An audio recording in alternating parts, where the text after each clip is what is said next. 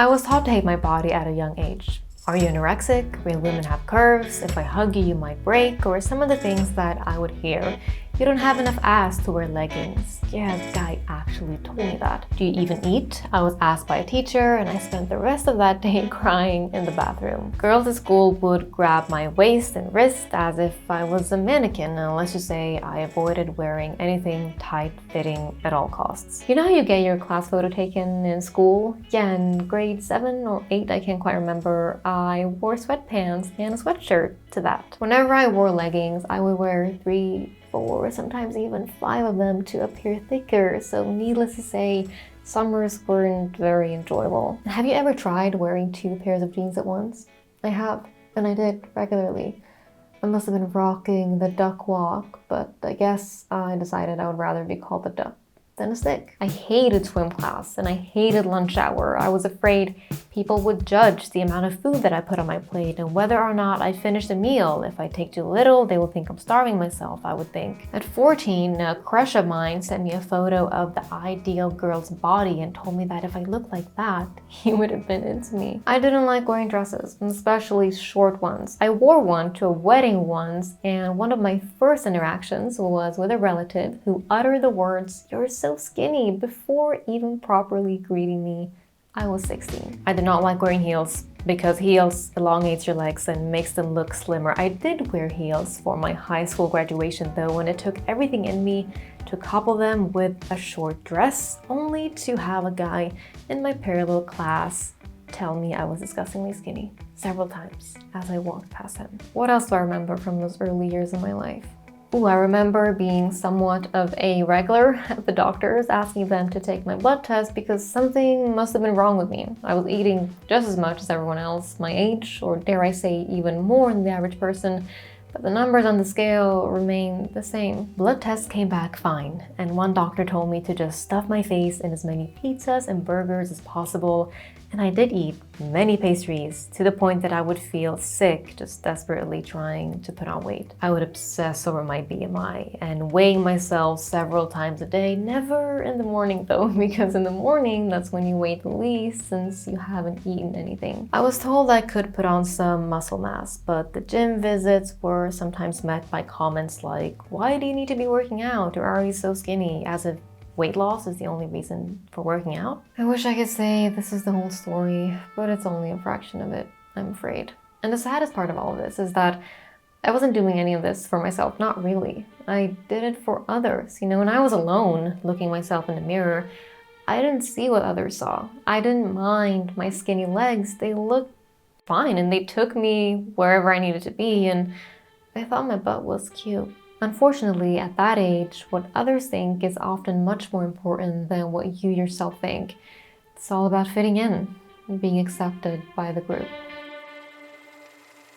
For some context, I had skipped a grade in school, which meant that I was always 1 or 2 years younger than everyone else, so by default, I was also always the smallest one, both by age and by size. And for kids, age and size equates to status and power. The older kids are the cool kids, the younger ones are the little shits. It's 2022, and I started accepting and loving my body years ago.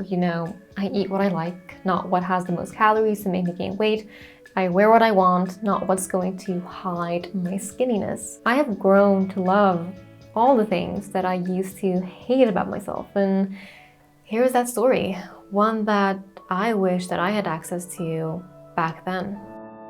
Before we get into it, I would like to share with you one of the mental health goals that I have for this year, and this portion of the video is sponsored by BetterHelp. I want to dig more into my past to understand what has shaped me into becoming the person that I am today, and I can only get so far trying to do it by myself, and I know that one of the best ways to follow through on healthy mental health habits is by working with a licensed therapist. With BetterHelp, you can access their network of over 20,000 licensed therapists. It's not a crisis line, it's not self-help, it is professional therapy done securely online. BetterHelp will assess your needs and match you with your own licensed professional therapist. And if you've ever searched for a counselor in your area, you know that it can take weeks or even months to just get a phone call back. With BetterHelp, however, you can start communicating in as little as 48 hours, and BetterHelp is available for clients worldwide, and and you can log into your account anytime and send a message to your therapist. You will get timely and thoughtful responses, plus you can schedule weekly video or phone sessions so that you don't ever have to sit in an uncomfortable waiting room as with traditional therapy. BetterHelp is committed to facilitating great therapeutic matches so you can easily change therapists if you would need to, and is more affordable than traditional offline therapy, and financial aid is available. BetterHelp wants you to start living a happier life today, so visit betterhelp.com/Lana, that's better HELP, and join over 2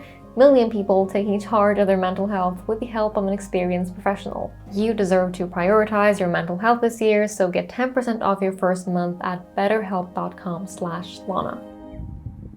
Pre-adults can be very cruel. I'm sure I was too at times. Most adults, however, know that you can think something without actually saying it. Kids don't really know that. They are word-vomiting little creatures. And I know that, which is why I can't hold resentment towards anyone from the past. And so the single biggest shift that changed everything for me was changing my environment, which in this case was going from high school to university, which in a way was like going from teenhood to adulthood. But adults aren't perfect either, not at all. You know, there may still be people in your surroundings or in your life who just put you down in different ways by repeatedly spewing out comments and questions in a derogatory way, such as, when are you having kids? Why aren't you married? When are you getting a real job? I've learned that who I surround myself with has a major impact on my mental health.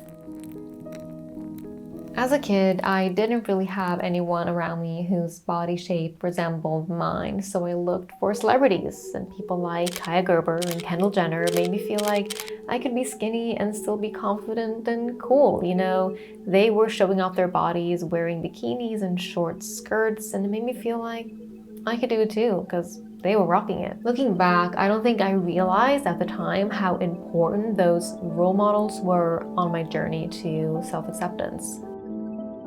As I was writing for this video, I asked my mom how much of this she was aware of, and she was aware of some of it, but not all of it. And I know why. You know, back then, I was too ashamed to tell her, or to tell anyone for that matter. I didn't want to seem weak, I guess. And also, I think I just wanted to pretend like I wasn't very bothered by anything, and by telling someone it would become real, and I didn't want that. I'm glad I told her some of what I was going through, but looking back, that's definitely the one thing that I would have done differently. I would have opened up more to people that I trusted.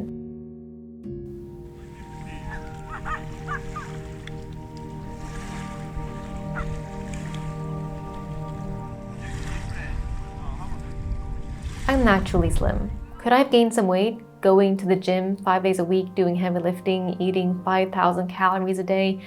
Perhaps, but for who and why? You know, I liked myself until others told me that I shouldn't. If you're being picked on for something, or if you have an insecurity or doubts, ask yourself what you think of that thing. As Ryan Gosling said in my favorite movie, The Notebook, what do you want? Do you want to change your body for you, or is it for someone else? Do you want to be in a relationship, or do you actually want to be single, but being single makes you feel inadequate because of the judgments of others?